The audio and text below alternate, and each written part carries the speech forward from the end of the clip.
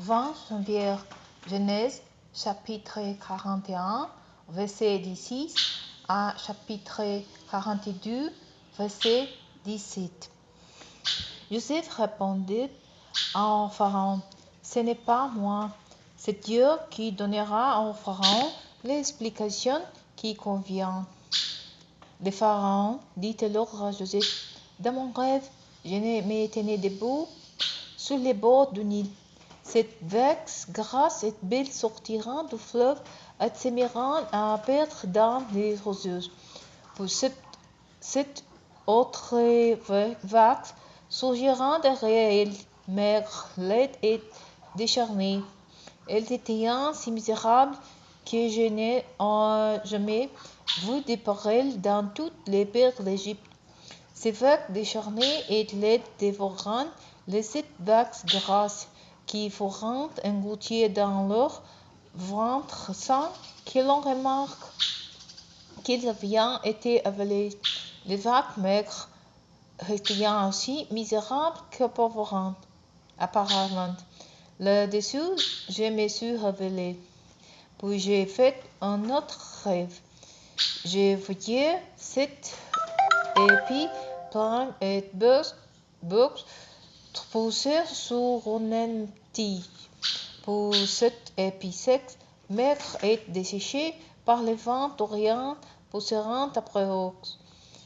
L'épi maigre engloutira les 7 beaux épis. J'ai raconté tout cela aux magiciens, mais aucun d'eux ne peut me l'expliquer. Joseph dit au Pharaon, c'est que le Pharaon rêve constitue un seul et même rêve. Dieu a révélé au Pharaon ce qu'il peut faire. Les 7 belles vagues représentant cette année, tout comme les 7 beaux épis. C'est un seul et même songe. Les 7 vagues décharnées et laides qui ont surgi derrière les premières représentant aussi cette année et les 7 épis maigres desséchés par le vent d'Orient seront cette année des famines. Comme je l'ai dit au Pharaon, Dieu a révélé au Pharaon ce qu'il veut faire. Il y aura d'abord cette année de grandes abondances dans toute l'Égypte. Elles seront suivies de cette année des famines qui feront oublier toute cette abondance en Égypte, tant la famine épuisera le pays. Les souvenirs même de l'abondance dont le pays aura agi s'effacera à cause de cette famine, car elle servira très durement.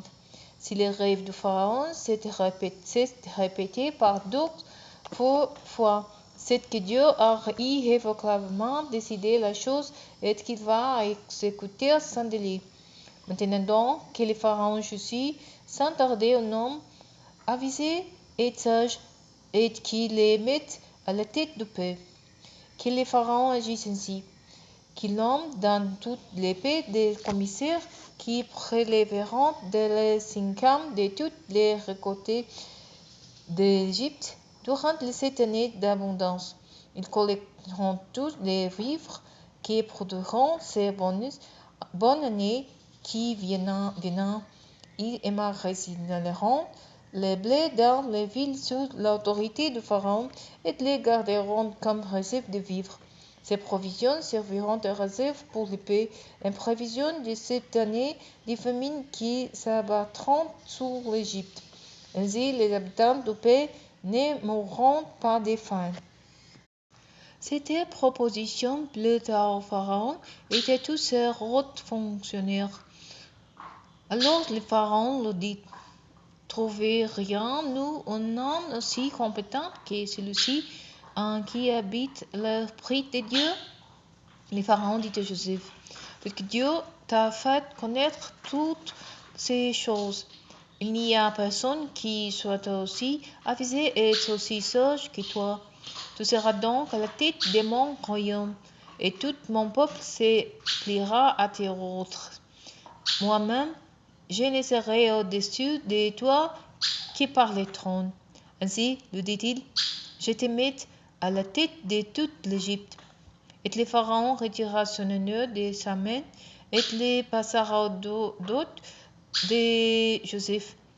Il les fit revêtir d'habits de fin lin et lui suspendit un collier d'or au cou.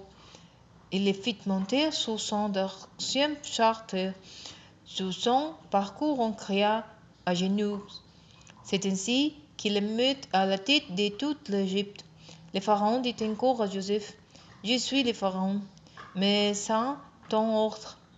Personne dans tout le pays ne lèvera le petit doigt, ni ne se déplacera. Le pharaon nomma Joseph Saphnath Phanéa, et lui donna pour femme Asnath, fille de Potiphera, un prêtre d'homme. Joseph partit inspecteur l'Égypte.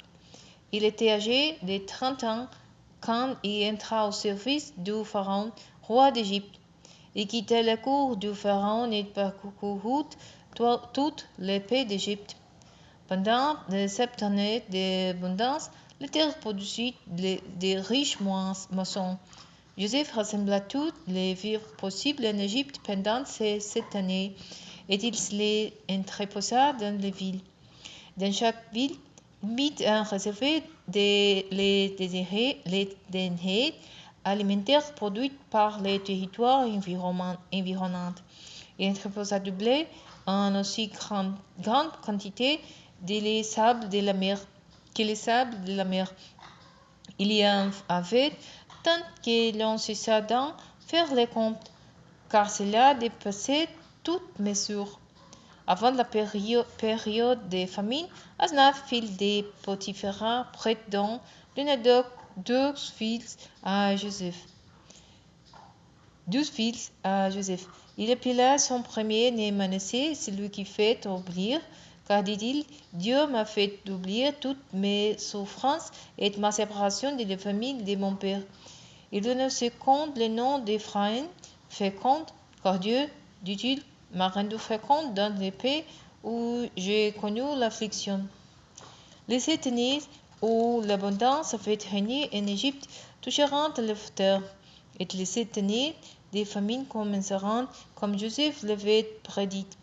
Les famines sévissaient dans tous les pays, mais il y avait du pain dans toute l'Égypte.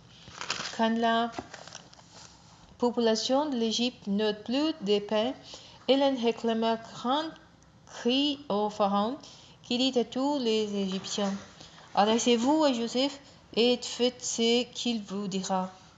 Les famines sévissaient dans toute la contrée. Joseph ouvrit tous les entrepôts du pays et vendit du blé aux Égyptiens. Mais la disette s'aggrava encore en Égypte.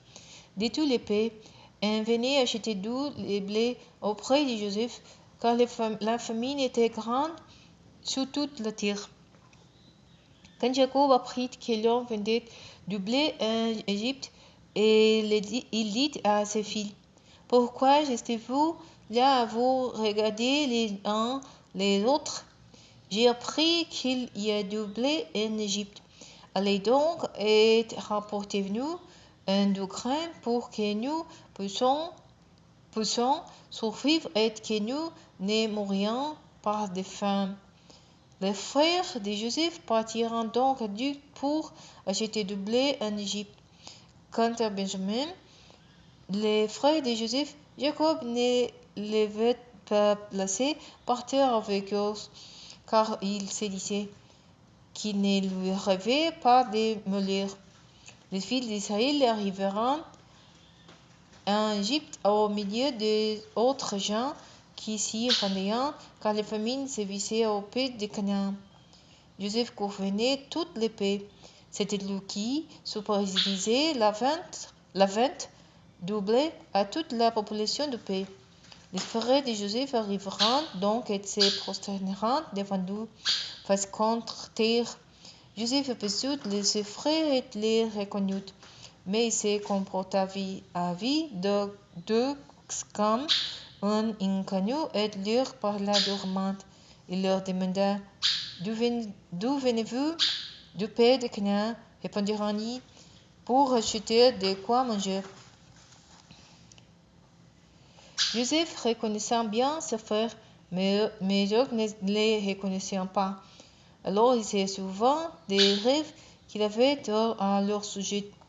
Vous êtes des espions, déclara-t-il. C'est pour réparer les points faibles de paix que vous êtes venus. Bon, non, monseigneur, protestera-t-il. Tes serviteurs sont seulement venus pour ajouter des vivres. Nous sommes tous fils d'un même père. Nous sommes des gens honnêtes. Nous ne sommes pas des pions. Pas du tout, répliqua-t-il. Vous êtes venus pour préparer les points faibles de paix. Mais, dira-t-il, nous, tes serviteurs, nous sommes 12 frères, fils d'un même père, habitants du pays de Canaan. Les plus jeunes est resté avec notre père, et il y en a un qui n'est plus. Mais Joseph le dit, c'est bien ce que j'ai dit. Vous êtes des espions. Voici comment je mettrai votre sincérité à l'épreuve. Par la vie du Pharaon, je vous jure que vous ne vous en sortirez pas, à moins que votre jeune frère vienne ici. Envoyez d'un de vous le chercher, tandis que vous vous retirez en prison jusqu'à ce que la vérité de vos paroles soit confirmée. Sinon, par la vie du Pharaon, c'est que vous êtes des espions. Puis les fit mettre tous ensemble pour 3 jours en prison.